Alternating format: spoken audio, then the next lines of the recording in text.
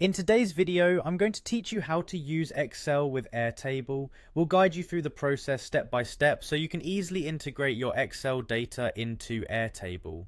First, let's head over to the Airtable website.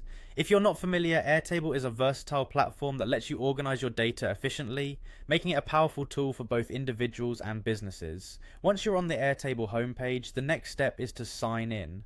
Look for the sign in button, usually located at the top right of the screen. Click on it, which will take you to the login page. Enter your account credentials. This means typing in your email address and password that you previously registered with. If you've logged in successfully, the next step is to click on Continue. This is a confirmation action that will take you straight into the application. Now that you're in Airtable, you'll want to navigate to the base that you'd like to work with. A base in Airtable is like a database, and it's where you'll be editing and incorporating new data. Click on the base that suits your needs.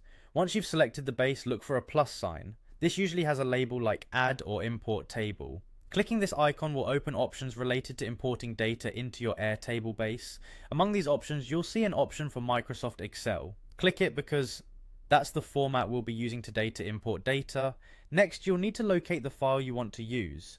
Look for the Browse Files option to open your computer's file explorer. From there, find the Excel file you'd like to bring into Airtable and select it. After selecting your file, hit the Upload One File button. This action will set your selected file for processing. Now, with your file uploaded, look for the Next button. It's typically found on the same page or panel.